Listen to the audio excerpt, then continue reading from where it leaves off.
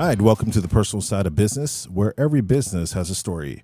I'm your host, Jet Bunditwong. Today, my guest is Tim Pierce, who owns Hive Aviation. He is a private flight instructor here in northern San Diego.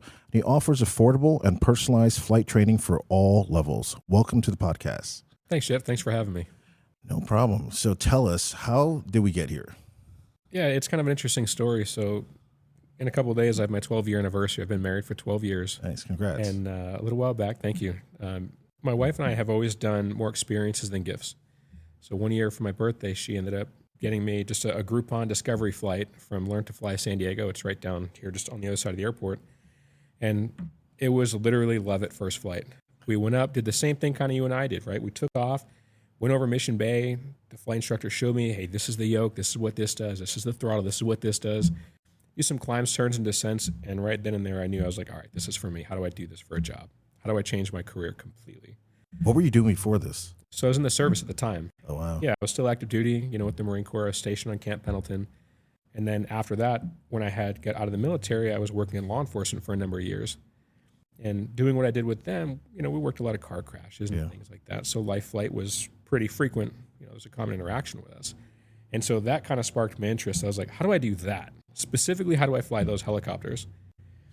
So I started with altitude helicopters. They fly out of Brownfield, south of here. And then I realized I don't have $1 million.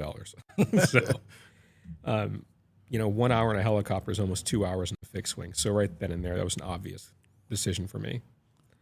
And so kind of what led me into the fixed wing side was, you have to find a way to build all this flight time to qualify for a job like that. So I'm just a normal person. So if I can't afford it, most other normal people can't do it as well. So more job opportunity in fixed wing than helicopters, and that's kind of what led me down this path. Wow. And stick with fixed wing. When the first time you got in there, what were you thinking right then and there? Did you know that you were going to do something with aviation, or just like this could be a hobby? It was a mix of both. Like I said, we took off over Mission Bay. I remember looking over and seeing SeaWorld down there and all that, and I was like, this is pretty cool. And then I didn't really know that you could do charter. You could work for the airlines. You could do air ambulance. You could work for a police department. You could do, something with the news agencies or some type of just anything, right? There really is an abundance of options in the industry. You just got to find what works for you and what your niche is. Yeah. I mean, so who's ever listening to this, and if you're seeing this just for the part of the first episode, we're going to have a secondary episode that's going to show an commentary on where Tim takes us into the plane and he's teaching me how to fly for the first time, which I will tell you, it's this mix of like exhilaration and terror, right? Like I'll be honest with you. Okay. And I think it's because you have this control at your hands, and it doesn't feel like you have really any controls, and if that makes sense. Like I'm following. Yeah. How was your first flight? Yeah. So kind of like yours was, right? Like where you get up and you're on the controls and you're super rigid and you're like, I'm forgetting to take a breath and things like that. And the instructor's like, you're fine. Just breathe. You're good. Right. And then once you kind of relax, you get up there. And I think that's one reason why I could take people along the coast. There's a lot to look at. It gets the eyes outside the airplane and it distracts you from, oh my God, I'm in a small airplane, And then you kind of relax and kind of get in the flow of things, and it just becomes a bit more natural. When that transition happens, that's where learning starts to occur, and that's what hooked me immediately. Wow. And what was your kind of deep dive into starting a business as a flight instructor? Did you get mentors, or did you just look into the business right away and say, I'm going to start to dig online and start to put this together by myself? It was a mix of both. So I was working for a flight school in North County. I worked for Pinnacle Aviation for about a year and a half. Built some flight time there, made a lot of really great connections that have paid dividends thus far. And so it was really nice to be able to see that organization and how it functioned as an employee and kind of see that side of it. And then I was able to take a number of those practices and procedures and kind of apply them to Hive. I was like, okay, I might be able to actually do this. There's only a handful of flight schools. You have ATP, you have Pinnacle, you have Learn to Fly in San Diego, then you have a flight club. So that's really only 4. with such a booming industry. So there really is a lot of potential that you can get into.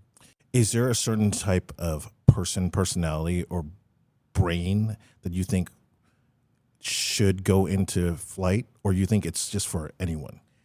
Honestly, I do think it's for anyone. I think if you can prioritize tasks, multitask, and really just kind of hone in on what needs to be done, when it needs to be done, you can fly an airplane. Yeah. I think the biggest thing is how long would it take for a certain person or a specific personality to get to that point. But I do really believe that anybody could learn how to fly an airplane. Yeah. Is there anything you've taken from your years in service to running the business or flying an airplane? I think the attention to detail, especially teaching it. I think you had asked a question, you made a comment during the flight that we might address, but you're like, I was so focused on just keeping the airplane straight and level, which is true, right? Yeah. So whether you're in the military, working a car crash, doing some type of investigation, there's a bunch of different things that have to mesh together. Yeah. So that really kind of helped, when it comes to the business side and even teaching. Yeah, it's, what it is? It's the movies that screw you up or screw me up, right? Yeah. You think that getting into a tailspin or just losing control seems so easy, but I look back on it now and go, I really would have had to do something drastic in order for that to go out of control. That's true. Is there, I don't want you to call out anyone, but has there ever been a situation where you were like, this gets pretty dangerous in this moment that I'm flying right now with another person? Yes, absolutely. There's one that's not funny, and then the other one's kind of comical. All right, let's share the stories. So the first one, I would say, as a brandly newly minted flight instructor, I had just had all the training, just went to the check ride, and like, cool, I can teach people how to fly an airplane. Having not had much interaction actually teaching people how to fly the airplane. One of the biggest things is like everybody is different. Yeah. There is no cut and dry approach. There is no one size fits all. So over the years, you figure out what works, what doesn't, and then you have this toolbox you can always pull from. So we're at Fallbrook, and it was one of my first flights, and we're coming in. We're doing this base to final turn, which is pretty notorious because people get slow, they get uncoordinated, and that's where that base to final stall spin happens. So with this one particular student, there's a lot of people in the pattern. Somebody's coming into land, and we're in this turn. I'm looking outside, I'm looking for the other airplanes, I'm watching his airspeed, watching him, and he's slowly but surely bringing that nose up, which is getting you into that scenario. So just when it kind of starts to hear that stall horn pop, I don't know if you have the audio in the video or not, if you can hear it or not, but just where the stall horn starts to sound is when I was able to catch it. So it didn't develop into anything, but it was kind of one of those realizations like you need to be paying more attention than what you're already doing. Yeah. And so that right there was a pretty big wake-up call for me. Yeah. The other one that's pretty comical is as you do this, you get a bit more comfortable and confident, and you realize you can start to predict these scenarios. Yeah. So anybody that's watching, if you've ever flown or done maybe power off stalls or on stalls with a bank turn, there's a tendency for that wing to drop and the airplane to roll, which is fine as long as you have altitude below you. And that's what happened.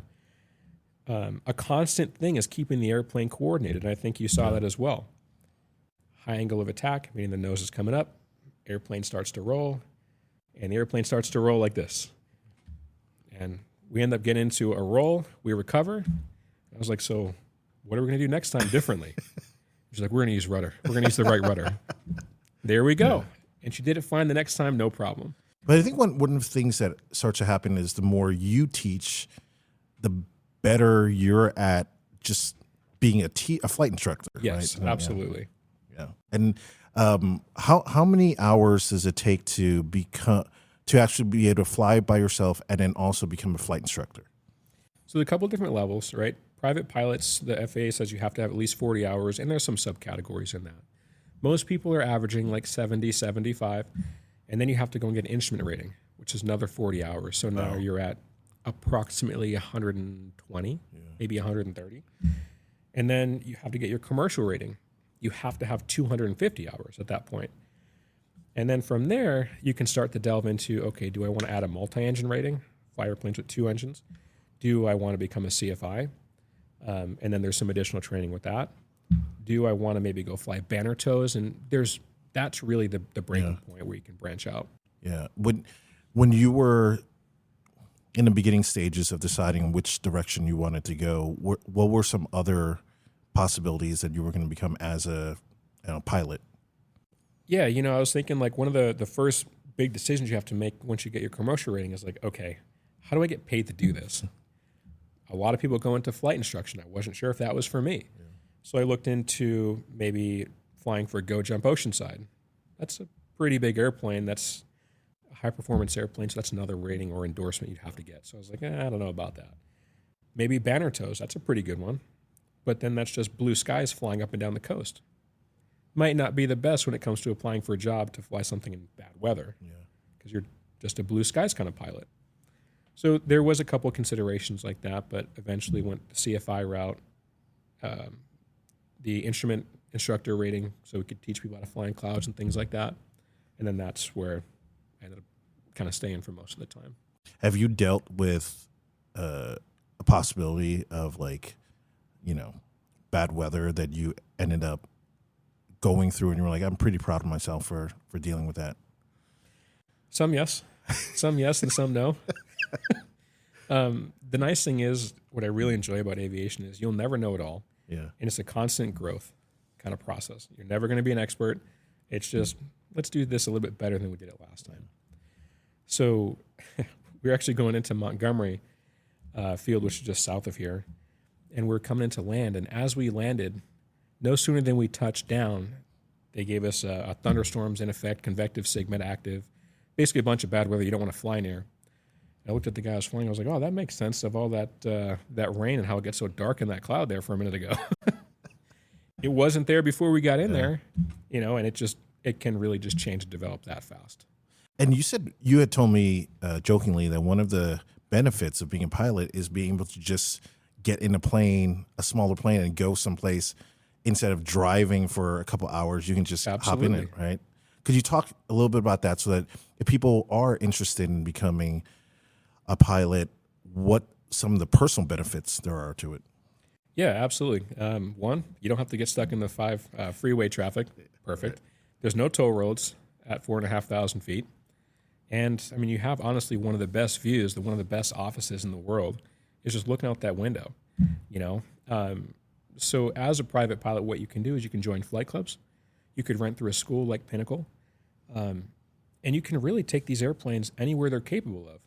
Whether you want to fly to Catalina for lunch, go to Big Bear, spend the weekend for a snowboarding trip. You want to go spend the weekend in Vegas. As long as you do it responsibly, you can do that with an airplane. There's been people that have rented it, flown to Texas to visit their family. We've taken airplanes to Utah, Nebraska, Missouri, NorCal, up by Sacramento, San Francisco.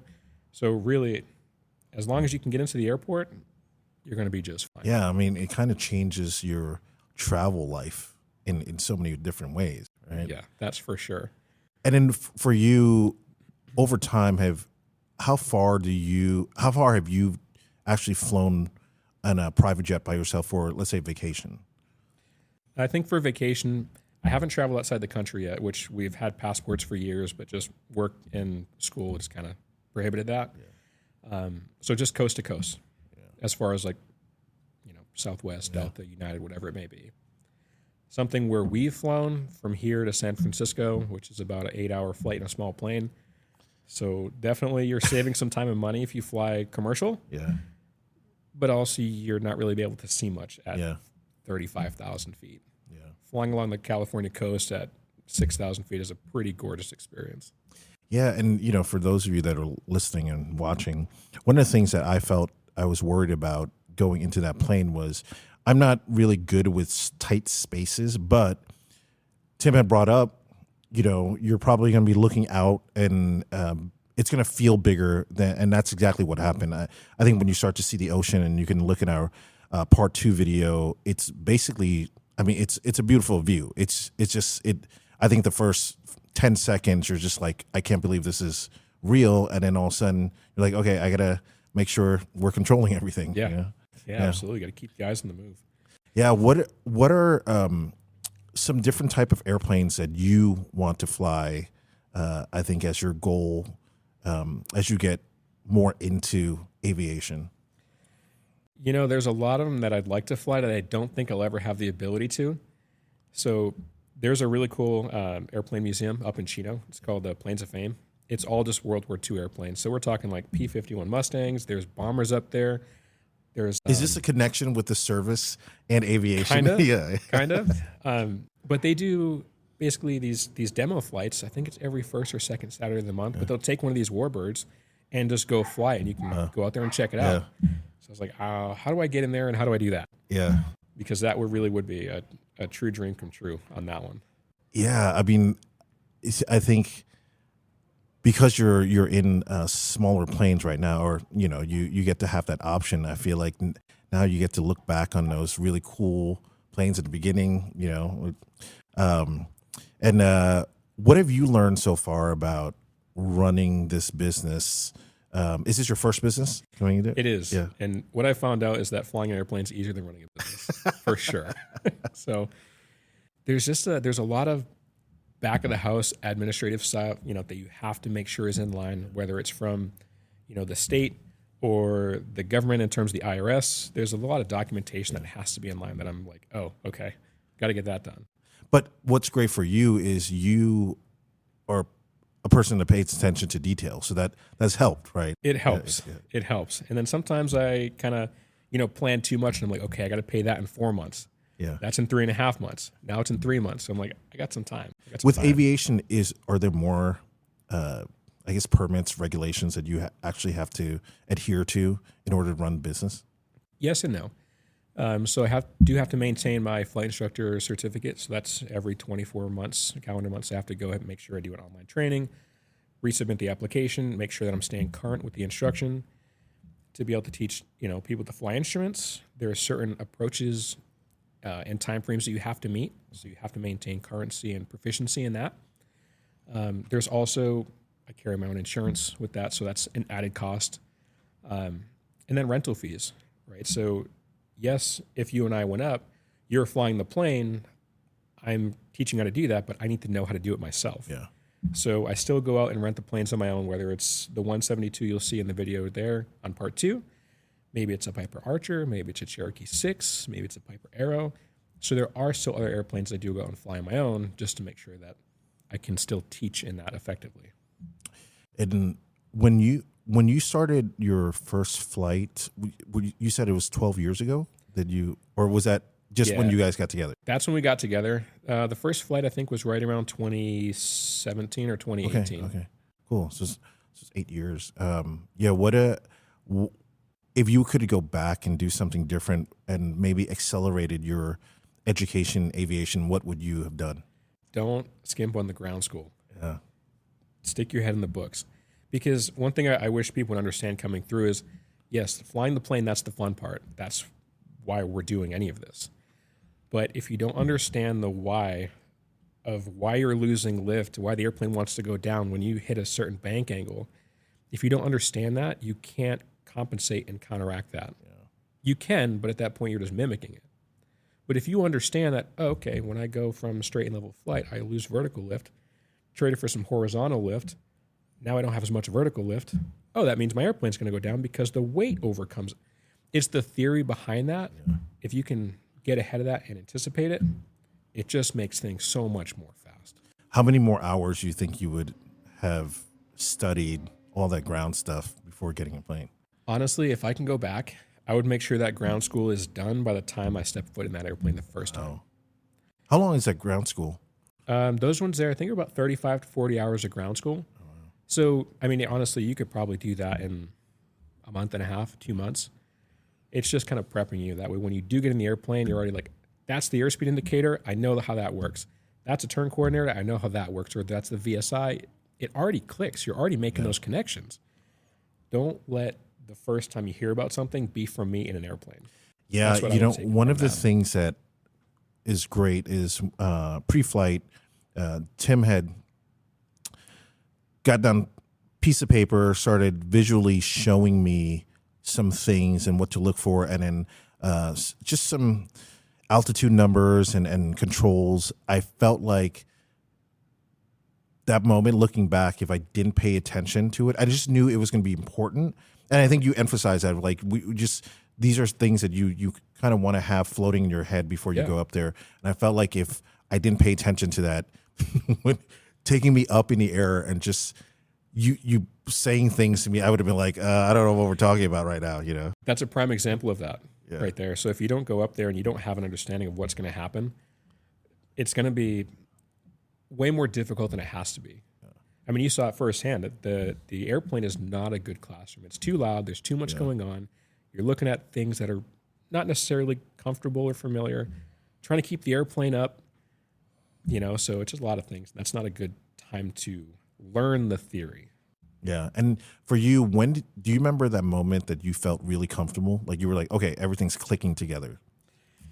I think that, honestly, by that first solo, like the first time you take off in the airplane by yourself, remember, we taxied back on runway 28 left. Pretty sure it was 28 left. 28 left in Montgomery, and we parked. And then the flight instructor I was working with, Joe, he was like, all right, go ahead and park. And I'm like, oh, this is weird. Wonder why we're doing this. That's not where the flight school's at. Yeah. And he takes off a seatbelt. He hops in. He's like, you good? You ready? For what? Ready for what? And he was like, yeah, go do the laps. Go do 3 full stop takeoffs and come back and taxi back and pick me up. I'll be on the radio if you need me. And were you terrified at that moment? Absolutely.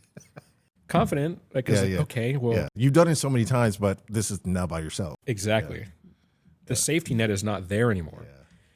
But I think right then and there was like, okay, I've done it. I've demonstrated it. Yeah. He has enough trust in me that we've been through this a number of times at this point. He has enough trust in me to let me go take this airplane and fly in the sky next to San Diego Airport by myself and not get in trouble or spin. Yeah, yeah. So that first takeoff, I was like, this feels wrong. But once again, you take off, you kind of settle in, you're like, all right, it's time to work. Yeah. And then it just starts rolling.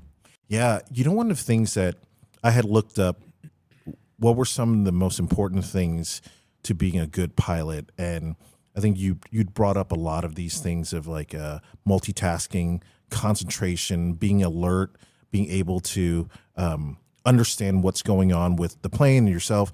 And I felt like the way you were teaching, it made sense to me. And I think that's what made it a lot easier. You know, I can see how if someone going up there not preparing themselves at all would get into a situation where like, this is too much. Absolutely. Right? But getting as much information, and it was just, you know, we were there for such a quick time, so I can see if, like, I had more hours to look at the ground stuff, it would really help, you know. Even in the short time we had, I mean, we did, you know, a 15-minute pre-flight briefing, and then we're up in the air, and within 30 minutes, you're making level turns, climbing turns, descending turns, and you're already, you know, building upon and correlating that knowledge to what we've already discussed. You're setting the power settings, and it was just clicking. Yeah, and I mean, kudos to you. And I think one of the things you're seeing in the video, our flight video, is, you know, Tim made a really good point of focusing on visuals, right, to help you. I think one, just fly the plane, but two, to really have markers, what's going on when you're turning, when you're going straight, and if the plane is doing something. Because I think there's a couple times where I feel like without markers, you're kind of unsure, because the horizon, I think you use it a lot to kind of keep me, I would say, focused on what's going on, but you kind of lose sight of it because you're concentrating on other things, like, oh, I have to go back to this to really concentrate on that.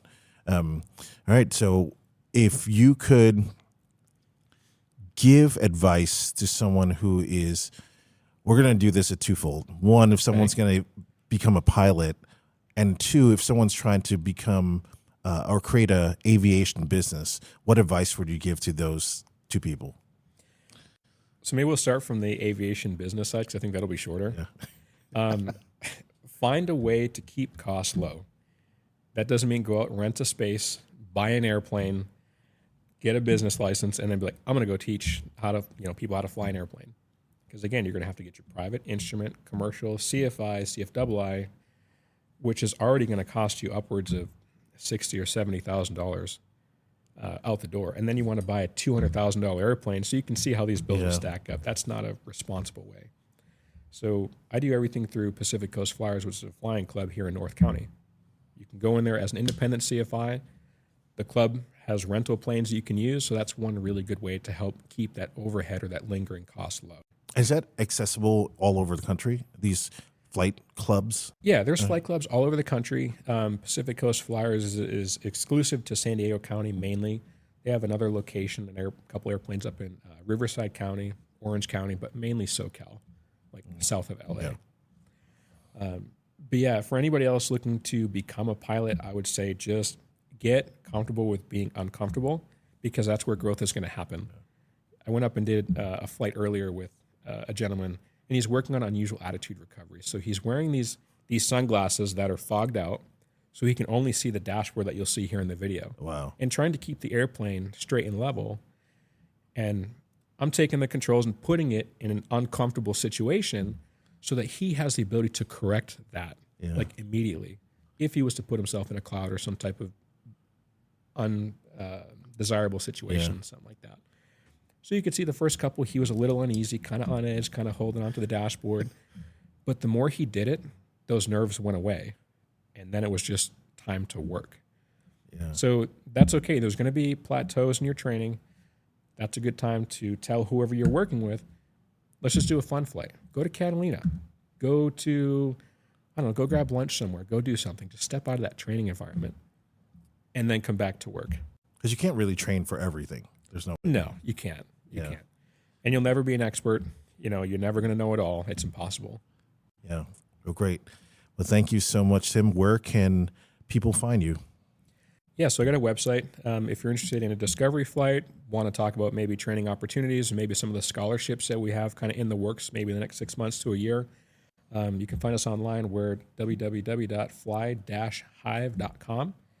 And if you navigate over to the contact page, all of my information is there. Email, cell phone number. So reach out if you have any questions.